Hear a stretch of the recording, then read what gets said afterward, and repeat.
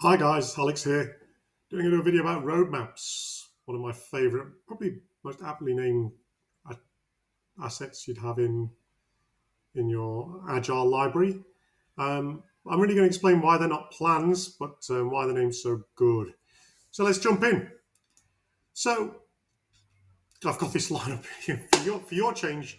There is no sat nav for your destination. So where you want to get to, you've never been before. I mean, that's the whole point of Agile. If you've been there before and it's been repeatable, it might not be any need to have agile ways of working. I'd still advocate for it because I think there's a lot of transparency and all the other characteristics of agile. Um, but what we're really talking about is you're running in agile because you've got a destination you want to get to. You're not sure how to get there. You're not even sure of the scope. So you're really going to work on it. But you do know where you want to go, and you know that sort of this is where we want to get to over this period of time. So that's really why roadmaps are really useful. So let's play that out a little bit. Now I'm in the way of the whole of Moscow, but let's just go for the sake of argument. I'm going to use the analogy of actual real roadmap. You want to get to Moscow, so you know your destination, and that should not change. We want to land on the moon. We want to get our products in front of 1,000 customers. Whatever the goal is, that's got to be there. That's your destination. You should have a pretty good idea of your current position as well. So once you've got those two things, it's really about mapping out what you need to do to get from one to the other, and that's why roadmap's so nice. Now, if you were going from London to Moscow, now you can probably tell from my accent, I'm English. I know London. You probably know the environment around you pretty well, and this is the same when you're making a change. So no matter what it is you're doing, you can go, well, actually, we know we've got to get there. I know what's going on now really well, so I know my environment really well. So I can do this off the top of my head without even checking a map. I can go, well, if first place to get to is Brussels. I might not be 100% correct. I'm pretty sure you go to Brussels first. That'd be a good little first step. But you wouldn't know the next step quite so well. So then you go, oh, well, I think next week we'd head towards there, we'd probably get that. So that's a little bit further out, but you start to really do this and you really start to put these things on the roadmap. You go, I think this is where we're going to go. But it's not the next destination. So you don't worry so much about getting that in any sort of high fidelity. And then you start thinking even further ahead and you go, well, Moscow's a long way. I've never been anywhere near there. Maybe Warsaw's somewhere in between.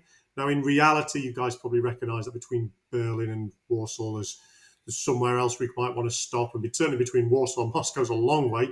Anyone who's studied 1942 would know that. So you don't need the fidelity, though, on those further away things. We're just sort of setting up a roadmap. Okay, we've got to get over to Moscow. We're in London. Let's get to Brussels. Let's focus on that for now. We know that's right. When we get to Brussels, we'll start thinking about the next stage. But it gives us a vision of where we're going. And what you can also do then, and this is really about communication, where you're heading, you can start to put on that roadmap some sort of guide to how long things are going to take. You know the near stuff's going to take about 3 months and the next one's 6 months. You can start to have that guide in place. And then you can start to measure your progress against the roadmap. Have we got to Brussels in 3 months? If we haven't, then we know that we need to start to think about addressing the rest of the roadmap as well. It really guides and allows you to have something to report on.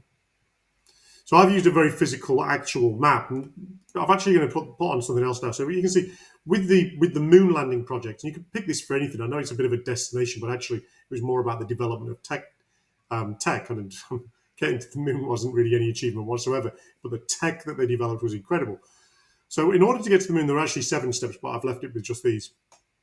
First thing they have to do is orbit the Earth and re-enter. So that was the first destination they had. Next thing was docking 2 crafts together. They knew they were going to have to do that. There was no point in going to the moon and then orbiting the moon, coming back and then going, well, we've orbited the moon, now let's try and dock 2 crafts, because if they can't do the docking of crafts, there's no point in going to the next one. And they also put a time scale on that of around 10 years to get all of these things done. Well, they came up with 10 years by going through those sections first. So this was the roadmap. This wasn't the roadmap. This was the kind of roadmap they had. Again, they had 7 destinations they had to get to before they could land on the moon. So that's roadmaps. This, by the way, is about as detailed as you want to get. It's not a project plan, doesn't do resourcing, doesn't do costs, anything like that. But from a roadmap of where you need to get to, and this allows you to focus on your next destination while having in sight the final destination. So that's roadmaps. If you want to go back, have a look at some videos on backlogs and where you go to get more fidelity on the roadmap. I've got loads of videos on my website. Feel free to visit alexcrossley.com. I hope you enjoyed the video.